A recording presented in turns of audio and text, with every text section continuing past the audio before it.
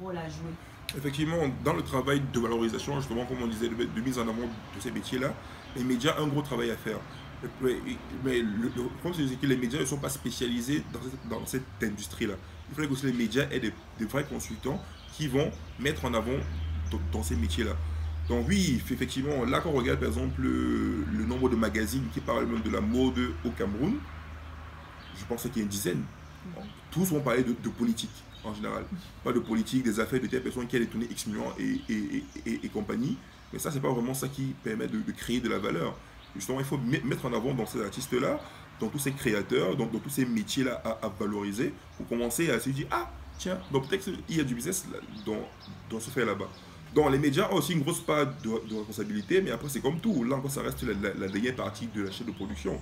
Parce que tu peux demander à un média de consacrer, on va dire, dans 30% de son budget pour aller interviewer les gens. C'est un coût, faire les photos qu'il faut, donc on peut les mettre en avant comme il faut.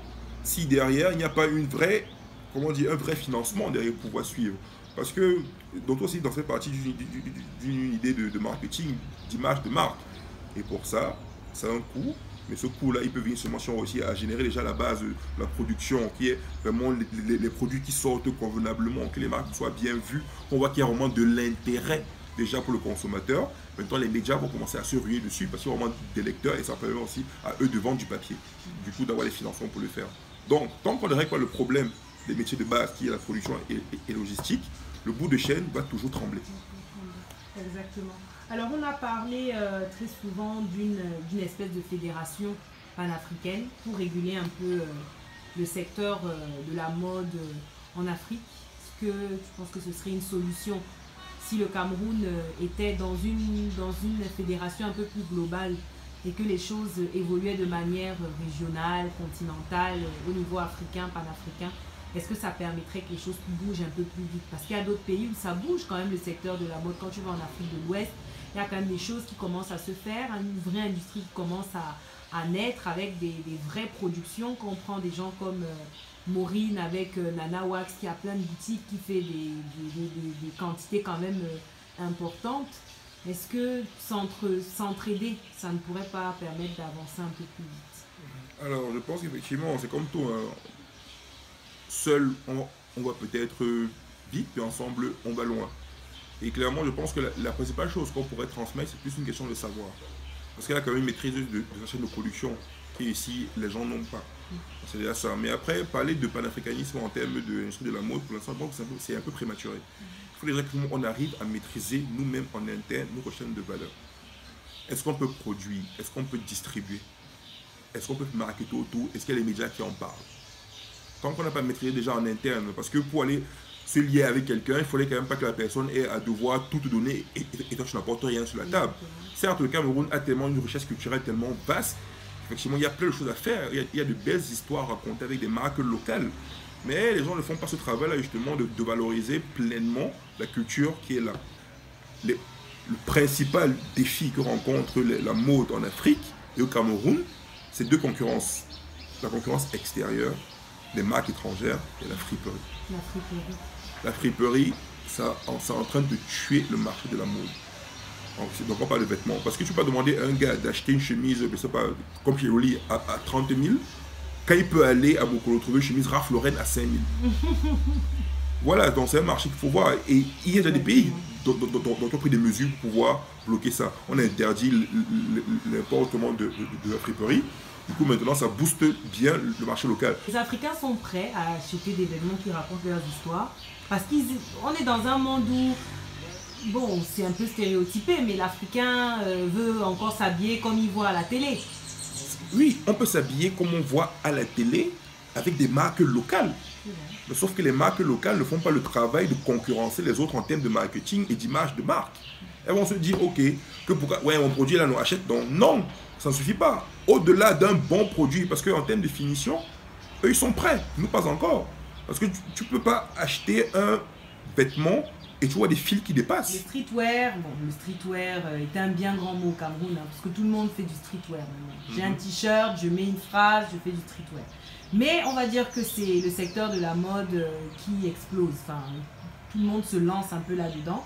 Qu'est-ce qui manque alors pour que ça... Parce que les gens produisent. Il y a des gens qui produisent des centaines et des centaines de t-shirts, mais ils ne sont pas connus à l'international. Oui, alors je pense que le problème, comme je disais, c'est vraiment en termes d'histoire qui est racontée derrière. Parce que le streetwear a quand même une origine, même dans son nom, on le sent. Street, rue, ouais, vêtements de la rue.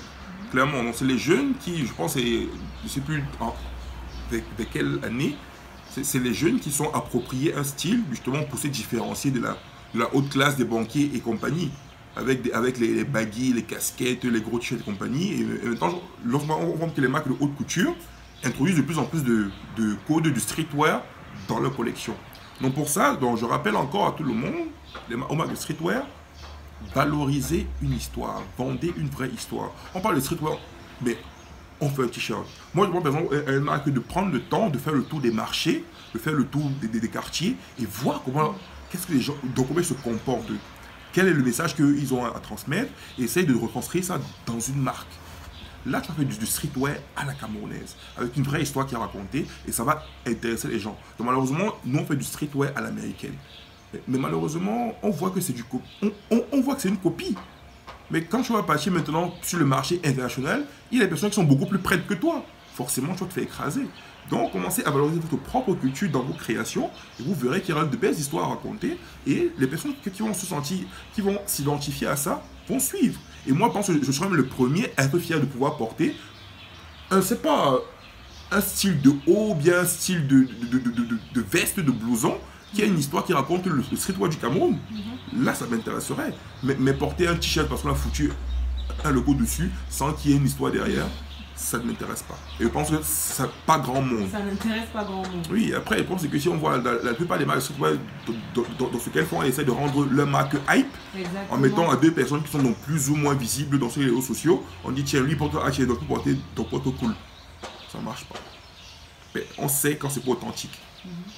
Peut-être tu auras le buzz, comme on dit. Ceux qui au Cameroun, c'est beaucoup de buzz. Tu fais ton buzz 2-3 mois après, tu disparais. Oui, mais sauf que le business, c'est pas ça, c'est dans la durée. Exactement. Maintenant, au niveau de la haute couture, est-ce qu'il y a un marché au Cameroun pour la haute couture? Il y a toujours eu un marché d'emploi haute couture, donc peu importe où on est. Je prends l'exemple de Martial dans Topolo ou bien dans Imana ici. Il raconte de belles histoires. Il te parle de la femme africaine, de comment il la sublime, comment il travaille avec les matières locales pour pouvoir faire des créations qui sont de vraies créations. Parce qu'une jupe droite, moi, c'est pas une création. Tu fais un t-shirt, c'est pas une création, mais ils te font des modèles qui sont des innovations. Comment ils utilisent la matière, comment ils font les choses, là c'est intéressant. Et ça, la haute couture, pouvoir innover non seulement en termes de matière, de forme et d'histoire que tu mets à l'intérieur. Et eux, ils le font très bien. La preuve, ils habillent les plus grandes dames du pays. Parce qu'elles, justement, non seulement elles ont les sous pour le faire, et aussi parce qu'elles sont sensibles à ce genre d'histoire racontée. Bien sûr qu'elles peuvent aller dans celui du Joe Chanel et compagnie qui aussi ont de très belles histoires à raconter, mais il y aura toujours une vraie préférence nationale si on réussit à se mettre au standard européen. Donc, de bonnes matières, une bonne finition, une belle histoire.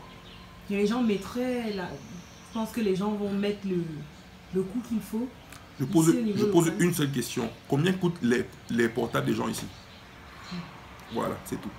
Si tu fais la bonne histoire, tu vas montrer aux gens que c'est ça. Après, il y a quand même une question qu'il faut savoir, c'est que la mode ne répond pas aux besoins basiques.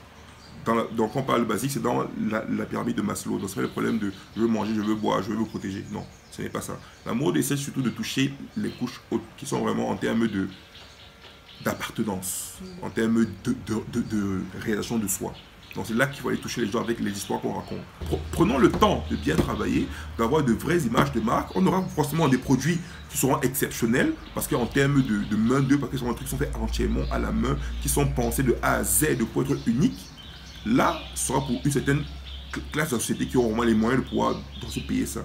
Et après, derrière, on pourra faire du prêt-à-porter qui sera facile à porter. Comme Elie Kwame, il a fait ça en 2015, je crois, ou 2016. Il est parti de la création haute couture. Il a décliné des produits en prêt-à-porter et ça se vend comme des petits pains.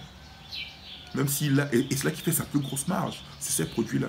Parce que ça ne coûte pas grand-chose en termes de production. Il ne prend pas des matières qui coûtent super cher. Mais sauf qu'il y a l'aura de la marque, le produit est bien fini, il est beau. Il peut mettre le prix pour s'aligner avec le marché en termes de positionnement et ces produits vont partir. Donc c'est comme ça qu'il faut qu'on pense le business. Qu'on pense business, pas juste chaud. Et clairement, on pourra décoller. Ok, c'est sur ces paroles donc on va s'arrêter. Il faut penser business et pas juste show et ça vous permettra certainement de pouvoir sortir un peu de la lumière, créer une vraie industrie de la mode au Cameroun. Merci pour Je vous en prie.